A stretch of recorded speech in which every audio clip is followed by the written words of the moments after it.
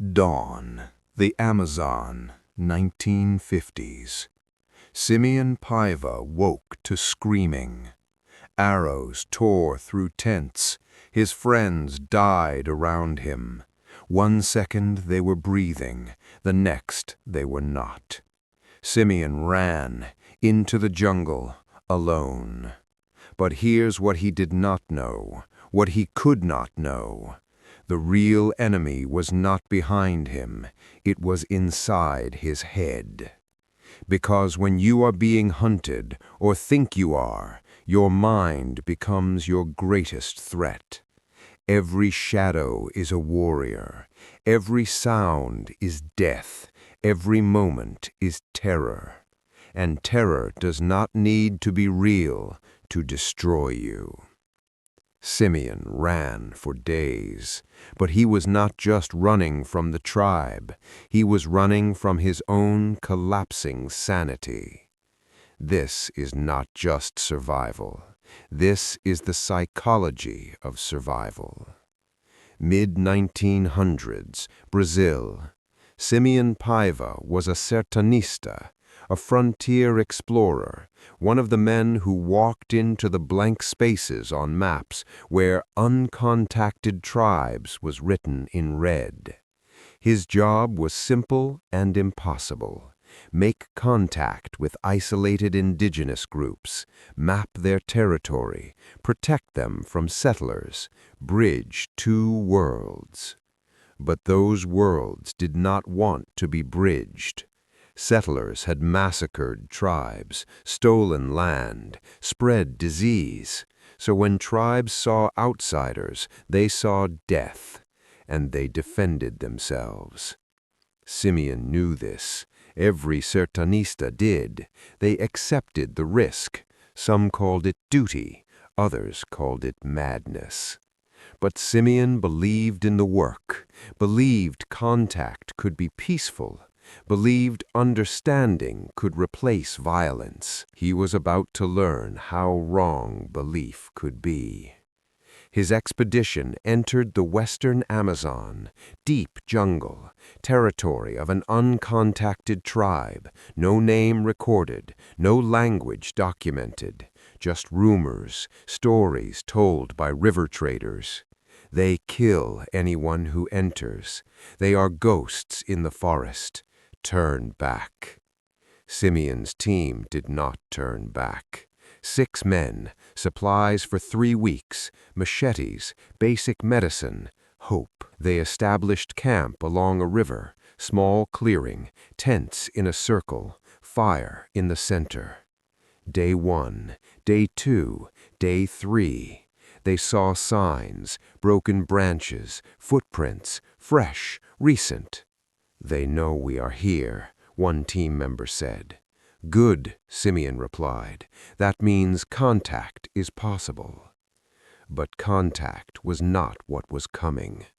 On the night before the attack, Simeon woke to a sound, soft, like breathing, just outside his tent. He lay frozen, listening. The sound stopped. He convinced himself it was an animal, a jaguar, nothing more. He was wrong. Day 4, dawn. Simeon woke to a sound that would haunt him forever. An arrow hitting flesh, a wet, thudding sound, then screaming. He opened his eyes, saw his tent mate collapse, arrow through his chest, blood spreading. More arrows, dozens, coming from the jungle, from every direction. Shouts, war cries, warriors emerging from trees. Simeon's mind went blank. Pure survival instinct took over. He rolled out of his tent, grabbed nothing, no supplies, no weapon, just ran. Behind him, chaos, his friends fighting, dying, begging. One man, Paulo, reached for him. "Simeon, help!" Simeon hesitated. 1 second, that was all. An arrow hit Paulo in the throat. He fell. Simeon ran. Into the jungle, crashing through undergrowth, branches tearing his skin, vines tangling his legs. He did not look back, could not look back. The sounds faded, the screams, the war cries. Silence. Simeon stopped, gasping, heart hammering. He was alone, in the Amazon, surrounded by hostile jungle, and possibly being hunted by warriors who had just killed his friends. His mind tried to process what just happened. Paolo reaching for him, the arrow, the fall. Simeon had left him, abandoned him. This thought, this guilt, would become his companion, more constant than hunger, more painful than any wound.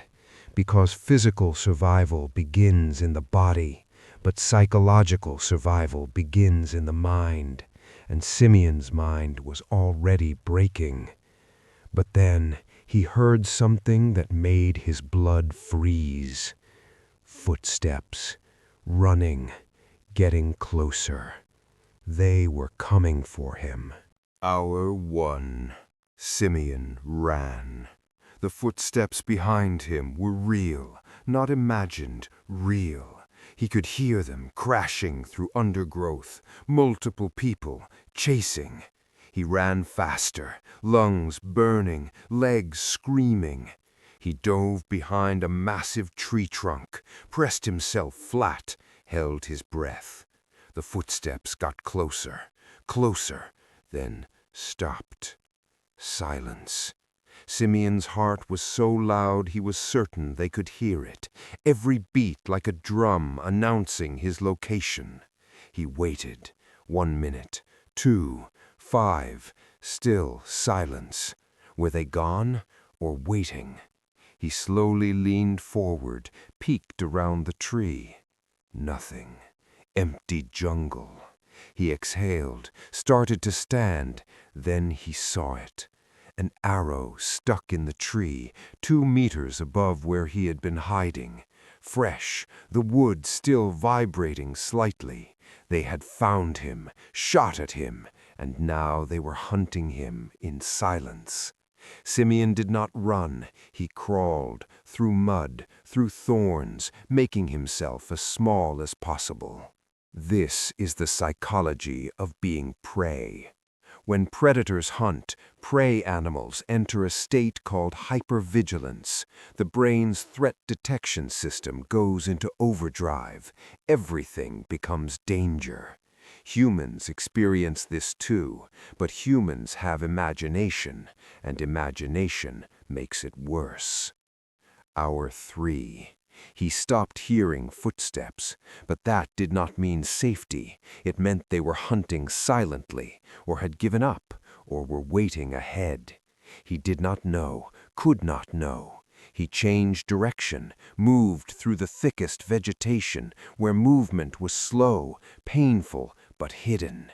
His hands bled from thorns, his feet were torn. He did not notice. All he could think, they are behind me. Hour 6. Night came. He stopped, could not move in darkness, too dangerous. He found a hollow beneath a fallen tree, crawled inside, covered himself with leaves. He sat rigid, barely breathing, listening. Every sound in the jungle amplified. Monkeys moving through canopy, insects buzzing, something large walking nearby. Then he heard it. Voices, distant but distinct, human voices, speaking a language he did not know. They were still searching, even in darkness. Simeon pressed himself deeper into the hollow, did not move, did not breathe. The voices got closer, so close he could hear footsteps on leaves above his hiding place. One person stopped, right above him. Simeon saw feet, bare feet, standing on the log he was hiding under. The person was silent, listening, searching. Simeon closed his eyes, prayed. After what felt like hours, but was probably seconds, the feet moved, the voices faded, gone. Simeon waited until dawn, did not sleep, could not sleep. When morning came, he crawled out, every muscle screaming, and saw something that shattered his reality. Day 2. Morning. Simeon stood, looked around, and saw footprints. Dozens of them, all around his hiding place. Fresh. But they were not from the tribe. They were his own. He had been walking in circles in the darkness, in his panic. He had circled back to the same spot 3 times.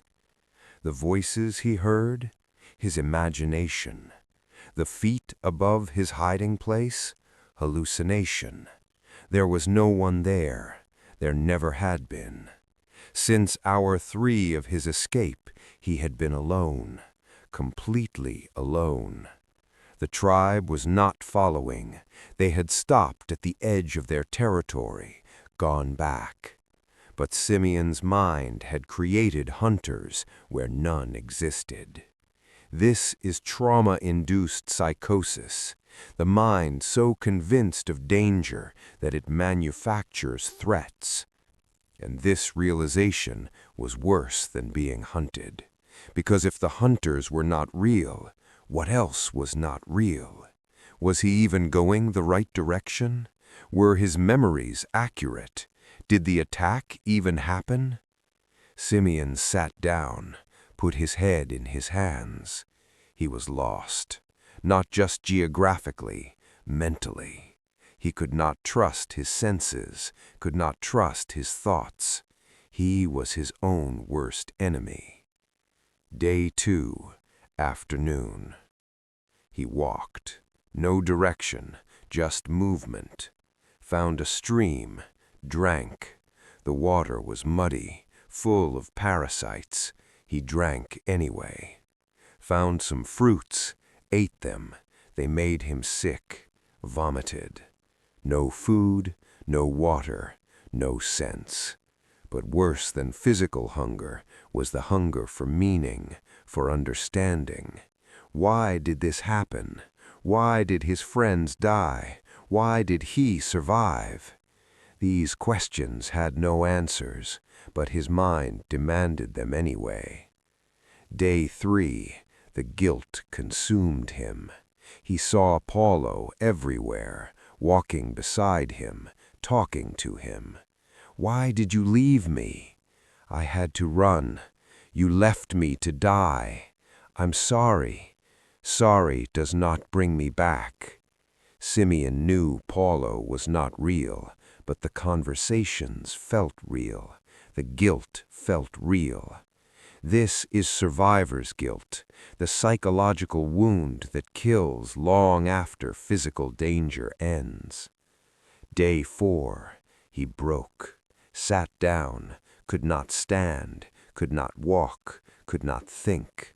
The jungle could kill him now. He did not care. He thought about staying, just sitting, letting the Amazon take him. It would be easier. No more guilt, no more Paulo, no more fear. Just stop. He sat for hours, maybe a full day. Time had no meaning. But then something happened, something that should not have been possible.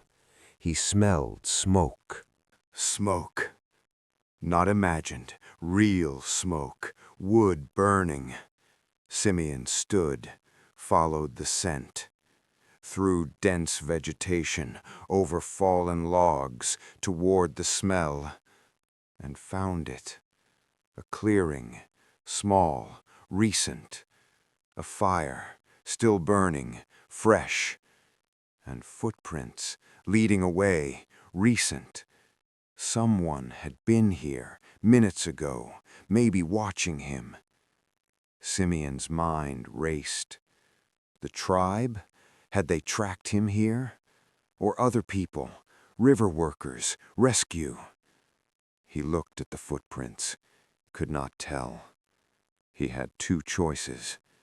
Follow the footprints, risk it being the tribe, risk another attack, or run the opposite direction, risk missing rescue. This is the psychology of hope, the mind's last gamble. Simeon stood at the fire, paralyzed by choice. Then he heard it. Voices coming back. He dove into bushes, watched. 2 men emerged. Not warriors, river workers, loggers. They saw the fire, looked confused. Someone was here, one said in Portuguese. He almost cried, his own language, rescue. But what if it was not real? What if this was another hallucination? He had been fooled before, by his own mind. He stayed hidden, watching, testing reality. The men sat by the fire, ate food, talked about work, details too specific for hallucination. This was real. Simeon stepped out of the bushes. The men jumped, reached for machetes, then saw him, a ghost, a skeleton, a madman. "Who are you?" one asked carefully. "Simeon Paiva, expedition, attacked, everyone dead. I ran. I've been, I don't know, days." The men lowered their weapons, approached slowly. "It's okay. You're safe now. Safe." The word did not make sense. Simeon collapsed, cried, relief and grief and confusion pouring out. He was saved, physically, but mentally, that was different. Simeon was taken to their boat, then to a settlement, then a hospital.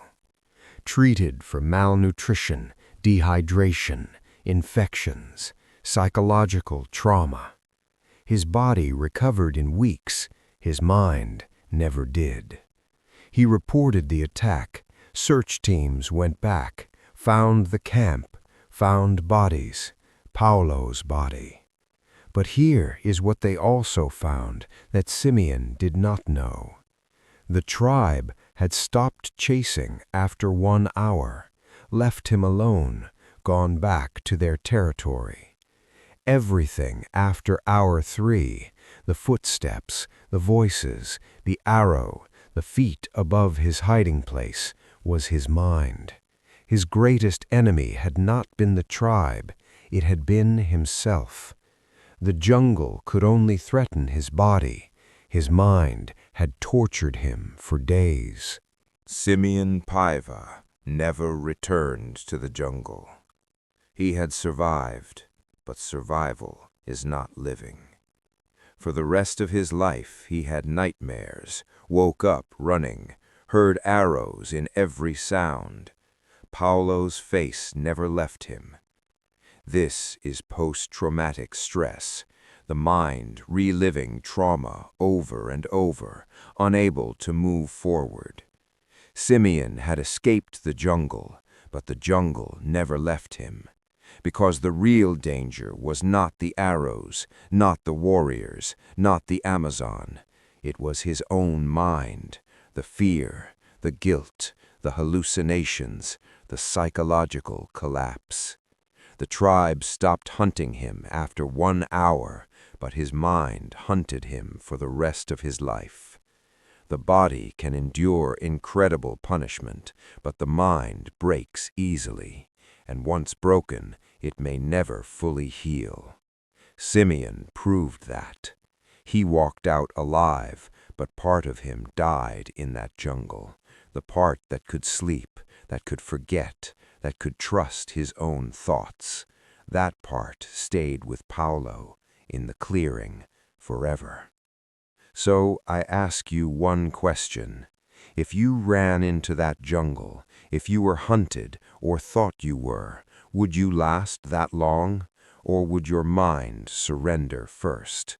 because the body is strong, but the mind is fragile. And in true survival, the mind always fails before the body does. Think about that the next time you hear a sound in the dark.